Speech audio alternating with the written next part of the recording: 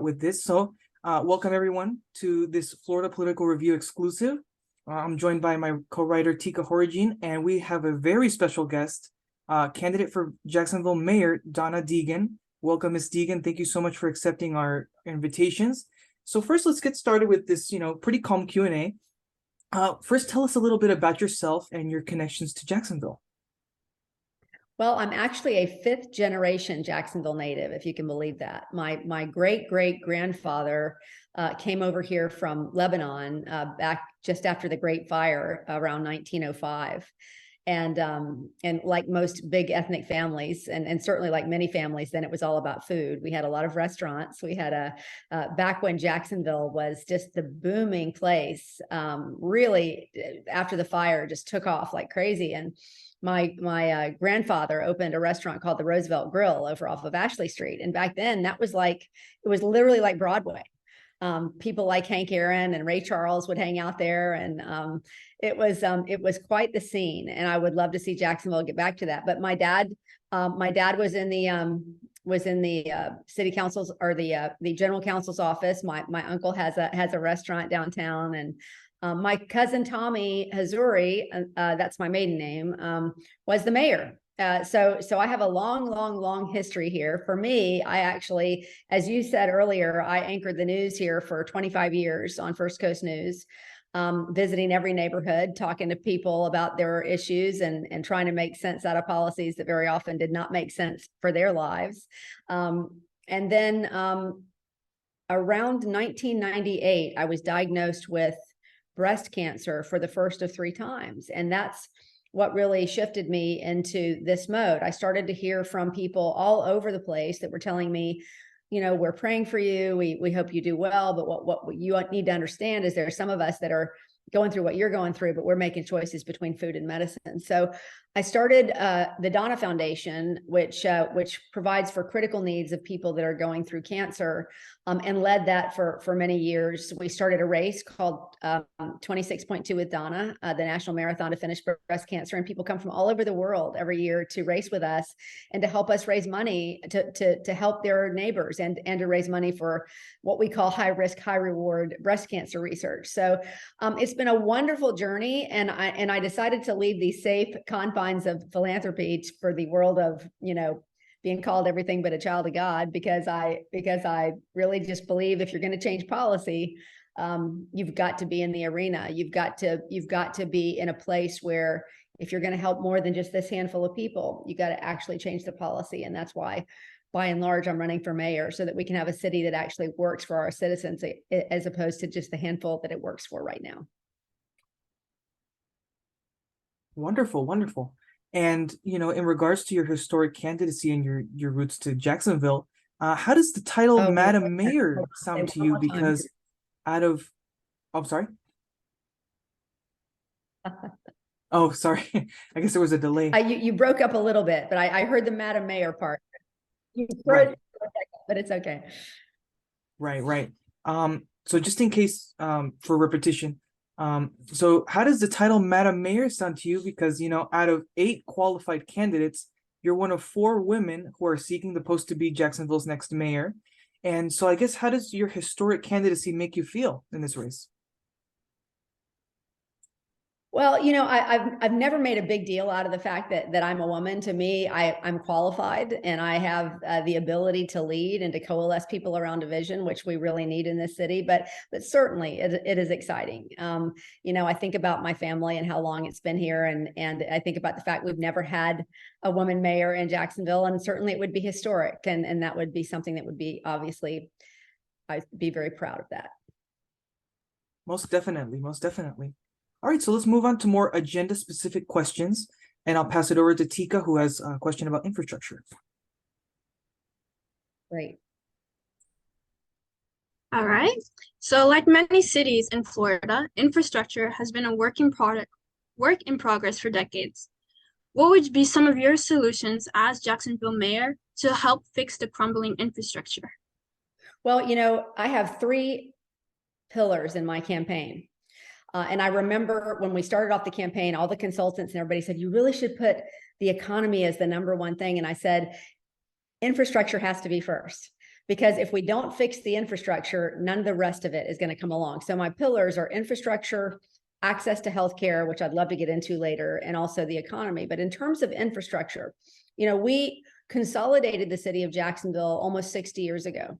And we promised our neighborhoods, our older neighborhoods, our largely African-American neighborhoods, that we were going to provide lights and sidewalks and streets that were paved and get rid of failing septic tanks and so many things. That was part of the deal of consolidation. And that has been completely abandoned. There has been lip service given to it. There has been a little bit of money contributed to it here and there. But what happened during that period of time is we had two areas of town that were really promised a lot. That was the north side and the old south side. The old south side, they delivered on those promises, built up the infrastructure, made sure that there were, they were in a position to have prosperity there. And so they've had both prosperity and growth on the south side. On the north side, those investments were never made. So a lot of growth still, but not much prosperity. So part of the plan for me is to make sure that we are investing again in those older neighborhoods. We have spent a lot of our infrastructure dollars building out toward our boundaries, allowing development sprawl to just go and go and go, and at the absolute neglect of those neighborhoods that we've made promises to. So what I've told people is, look, if you live in a neighborhood in Jacksonville that's more than 15 years old, you're not getting your tax dollars worth. So what we're going to do is we're going to make sure that we make good on those promises. We're going to fix the streets and the lights and the sidewalks, and we're going to take out those septic tanks, and we're going to do that in a variety of ways. There's a ton of federal infrastructure money on the table right now that politicians in this city decided 20 years ago, because they didn't like or did like whatever who was in the White House, they either were or weren't going to take federal money. I think that's baloney. You take the federal money because it's your tax dollars. So we need to bring down some of those federal dollars, get those infrastructure projects done once and for all, and do it intentionally, not just piecemeal, not just we're going to focus on a little bit of this. But my reasoning for that is, unless you can, and we probably need to start, in downtown and build out toward those neighborhoods that have been neglected, because that's where you're going to get your revenue, is from that commercial district in downtown. But we need to use those dollars to reinvest in those older neighborhoods, and to reinvest also in some more affordable housing options in those neighborhoods. So there's some zoning changes we have to make and some infrastructure changes we have to make. But I think if we do that very intentionally, we can create a city that you won't recognize probably in a few years. But we have to do the foundational stuff before we can do the really shiny stuff, and that's what we've neglected for so long. Definitely. Thank you for that, Mrs. Deegan. And speaking of affordable housing, as we know, in Florida, the population is growing as more people are moving into the state. As a result, attractive cities like Jacksonville are making housing more difficult and resulting in a cost of living crisis. Yep. What would be your solution as a mayor? Well, first of all, we do have to take a look at all these out-of-state investors that are coming in and buying up homes and then jacking up the rent prices. That's an issue we're going to have to deal with. It is hurting families' generational wealth, and it's driving up costs in areas that we just don't need. We have to have affordable housing for people if we want people to be able to come in and work. So we have to deal with that issue. I think that we have a lot of vacant land around the city that the city owns. I think we need to take a look at that, inventory that, and turn that into affordable housing in as much as possible. And I think, as I alluded to earlier, we need to change some of our zoning so that we can create more infill in some of these neighborhoods that really have plenty of room for multifamily housing, that could create options for people that would be less expensive. I think those are a few of the things that we can do. But then the other thing is, if you look at cities that are our size, if you look at cities around the country that are really making progress against this issue, they're investing in affordable housing programs. They're investing in those things. We don't put a lot of city money into that. I think we've committed $4 million where some of our peer cities have done 10 or 20 times that much. So these are all things, and I'll come back to it again, these are all things that there are dollars we can bring in if we have a plan that is strategic.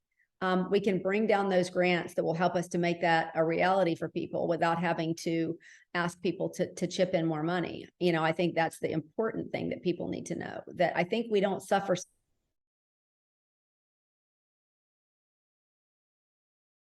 to do anything about these issues. And we just need to, because again, much like infrastructure, if you don't deal with those issues, nothing else really is going to grow. Thank you for that, Mrs. Deegan. All right, so I guess I can do that again. So moving on to more social issues, education in Florida, as we may all know, has taken quite the spot in national politics, and as a result, parental rights and education topics are taking a front seat in this campaign. And you, along with others mentioned in the candidate forum a couple months ago, you all kind of agreed that the mayor is not directly involved with school board issues or with education issues. But you particularly mentioned that funding for students should still be a priority. And I guess, would you have anything else to say on the matter of school choice in Jacksonville or education topics in the city? Well, I'm a little dismayed that our teachers seem to be caught in the middle of a political food fight. I think that's unfortunate, and I think that it's understandable that a lot of our teachers are stressed out and ready to leave the profession. But I would like to make sure that those teachers want to stick around. I think we need to. I think we are either 47th or 49th overall in funding public education. We've got to do better than that if we want our kids to do better. And by creating these issues that really, I think are more for effect than anything else. I think I think it is it's disturbing for me to watch our teachers struggle. We have shelves all over Duval County schools that are empty because we're taking books off the shelves that we've been reading for years and years. For what reason, I don't know. But it becomes this political football that gets teachers stuck in the middle, and I think that's unfortunate. As far as funding, you've heard me say, I think the state needs to do a better job of that. That's not something the city has control over. But I am a big advocate for our public schools. Our public schools in Duval County have a B average. Always you can do better, but we don't have any F schools anymore. They've been improving. And I think that we need to continue to invest in our public schools. I think there are some charter schools that do a fine job for some families. But this notion of just allowing everybody in the world to choose, a charter school, that's just it will just kill public education. And I'm not for that. I think public education is a wonderful thing for our children. And I would hope that as we move along in these next several years, that we can sort of tone down the rhetoric and really put our kids first and make sure that our kids are getting the public education they deserve. I can tell you as mayor, I would be a much more willing partner with public educators than I think we have right now. I think there's an effort to privatize everything. And like I said, I think some charter schools do a great job, but they do not have to live by the same standards that our public schools do. So they get a big chunk of those dollars, and some of them do a great job. But if you look at which schools are performing the most poorly out of all of those schools, it's some of those charter schools that don't have to live by the same rules. And so I think somehow, some way, if we're going to continue to send so many of our public dollars there, I think we're going to have to find a way for accountability of those dollars. And that's where I have an issue. But charter schools are here to stay. I realize that. I would just like to see us have a very robust public school system and make sure that every child has an opportunity to get a good education. Most definitely. And, especially now, at least for public universities, we may have heard, there's like a big overhaul in university leadership and policies like that. But it has taken an important step. I don't know if you guys are involved in that at all, but there have been some protests. I know they're also here about, academic freedoms. The fact that we are basically on the verge of shutting down diversity programs in this state is, I think the most important thing we can do for our kids in education is to teach them how to critically think.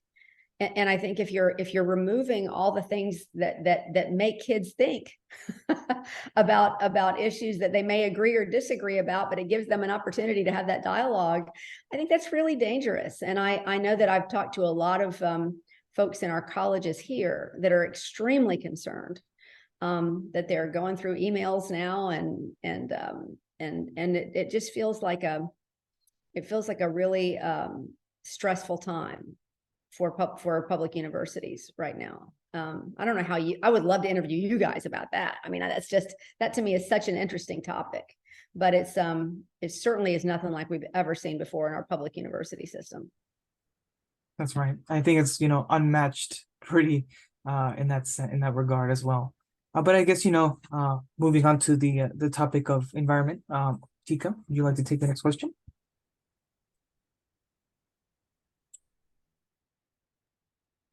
Okay, so as also mentioned in the forum, the St. Johns River was associated with Jacksonville's environmental assets. However, once again, as a part of the state of Florida, sea level have been rising and contamination in the St. Johns River is damaging wildlife ecosystems throughout. So, what would be your plan to bolster Jacksonville's beautiful ecosphere? Well, we are a city that is absolutely dependent on water. Every great civilization that's ever existed has learned how to make water work for them, right? And we have to do the same thing. And so even if you took away sea level rise, before you even get to sea level rise, to go back to that infrastructure piece, we have so much water, and so much of Jacksonville is built over swampy lands that we struggle to make sure that our bridges stay, solid, that our drainage and all those things.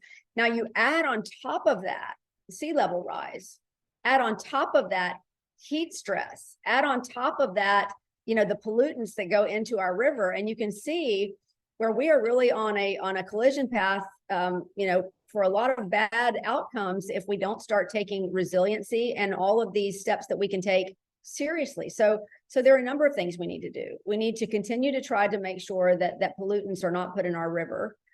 We need to make sure that we have a very mindful development policy. We cannot build right up to the water. We need to create more park space, more fortified bulkheads, which will certainly have to be adjusted over time. But the more you can move development back off of the riverfront a little bit, the less you're going to have to deal with really bad consequences that way. So there are many steps that we have to take resiliency wise, but beyond that, and the state of Florida makes it difficult to reduce fossil fuels because they've taken over a lot of local rule on those things. But we need to continue to take steps toward solar and other forms of energy that are going to at least mitigate some of this. And in the meantime, I think that the more people that we can get down to the riverfront appreciating what the river is about, I think the more people will take ownership of that. And that's what we need.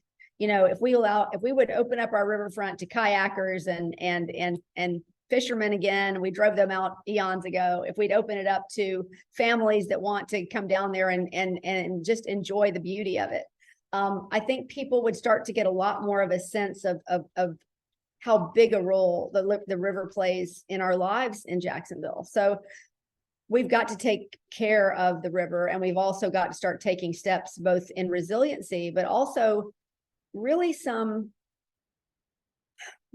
really intentional steps to mitigate what is coming, which is rising seas, much hotter days, and in a city surrounded by water, by creeks and rivers and waterways and the ocean. If we don't do that, then we're going to have a world of hurt in about 20 years because our oceans are rising pretty quickly. I think that we're supposed to have about another 1 million people here in 20 years. And we got to make sure that they are building here in a way that makes sense to accommodate those people without just exacerbating the problem that we have. Definitely. Thank you for that. All right, so we're coming up on the last bits of the interview, and I guess this is more of an overall question on the state of the race. The election is next month, I believe, yes. And so far, polls have consistently shown you as the top vote getter, and with a double-digit lead over who would take the second place spot, which is not clear as of yet. So I guess this question is more about considering your agenda-specific solutions and your path for mayor, your campaign. What would you say distinguishes you from your opponents? Well, I think it's probably my very deep roots in this community. You know, I am the only person in this race that has a 5-generation, you know, root system in this city. But not only that, because I was on the air here for 25 years, I've been in a lot of households. I've been in a lot of neighborhoods that people feel like I'm family. And then when I was diagnosed with breast cancer, this whole community rallied around me, not one time, but 3 times. So what I always say to them is they had my back. You know, they prayed for me and they let me know things that I needed to do to give back. And now I want to have theirs. I'm frustrated. And I think this comes from my years of foundation work. I'm frustrated by the fact that we are still talking about the same issues. And I didn't really get to talk about healthcare, but I really want to say a word about that, if you don't mind. We're dealing with the same issues. We have the best healthcare in the country in Jacksonville, the Mayo Clinic, MD Anderson, amazing doctors, but we have the worst health outcomes in the state by a long shot in a lot of primary care measures.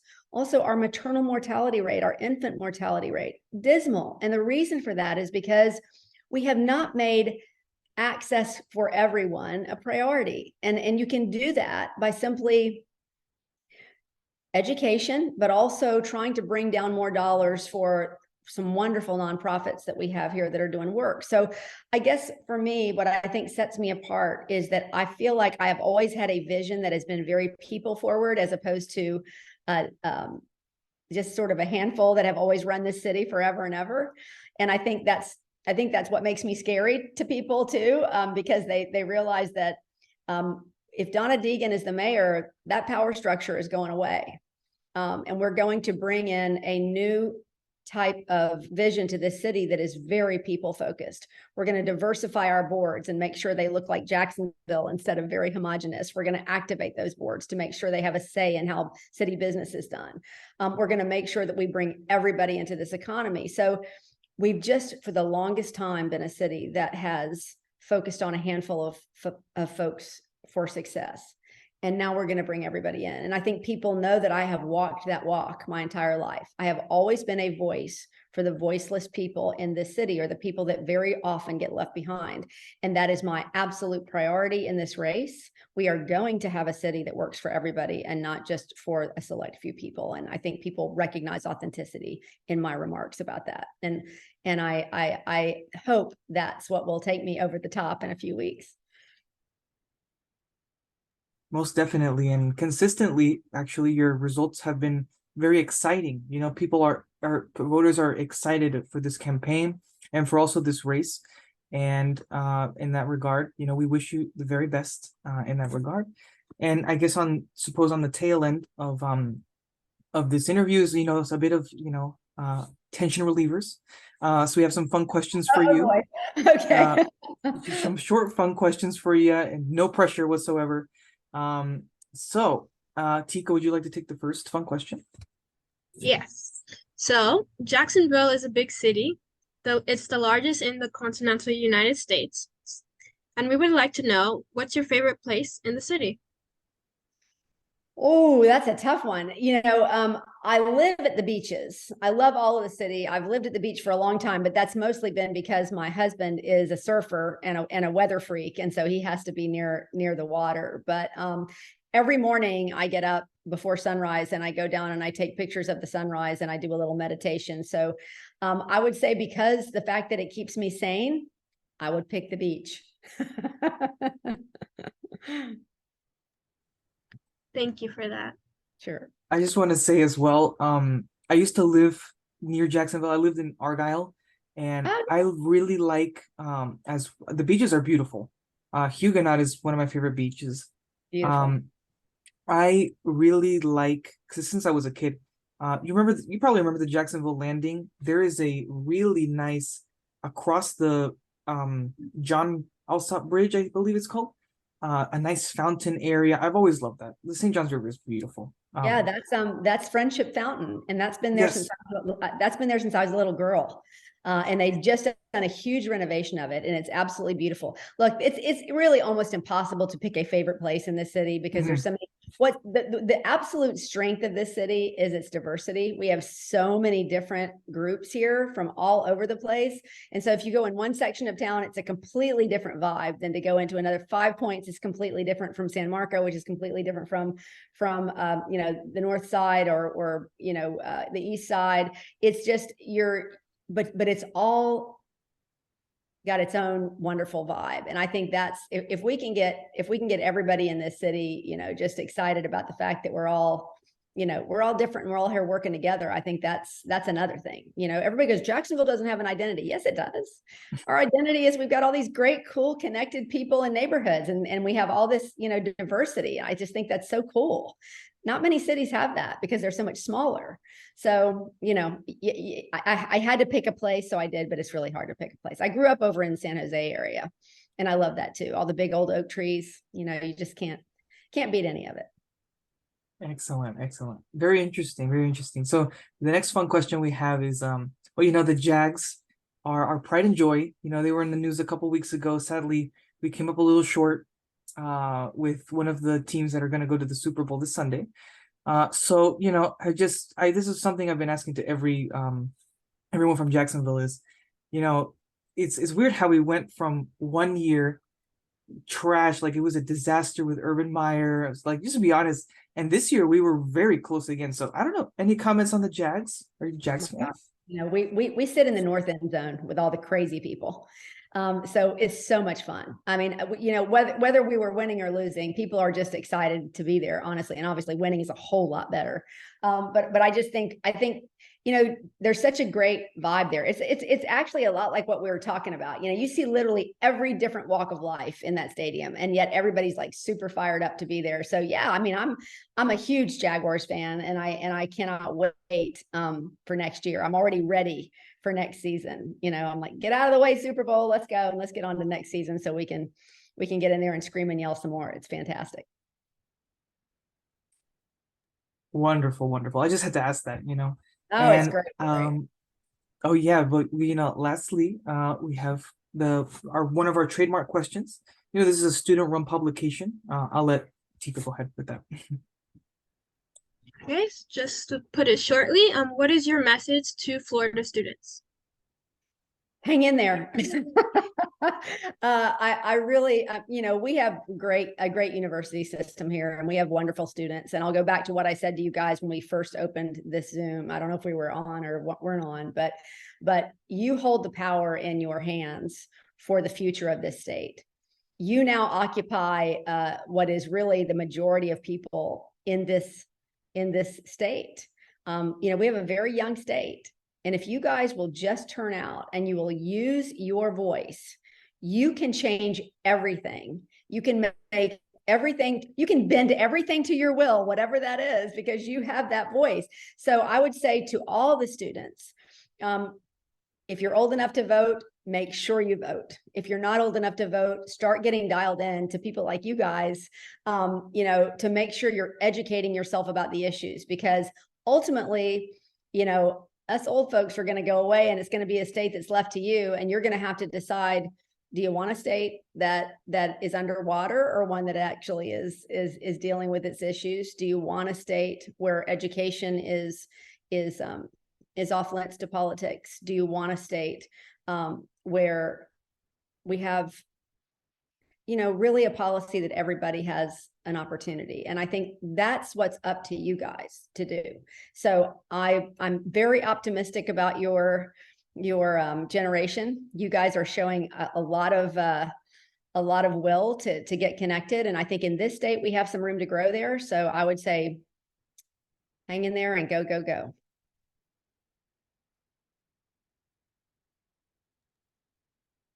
Definitely. We'll definitely need it. Yes, we need you guys badly. Excellent.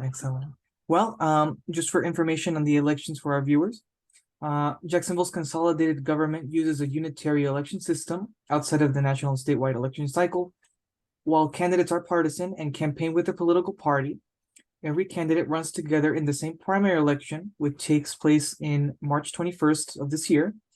And any candidate who reaches majority support will win the mayorship outright. Otherwise, the top two candidates move on to a general runoff election on May 16th, 2023,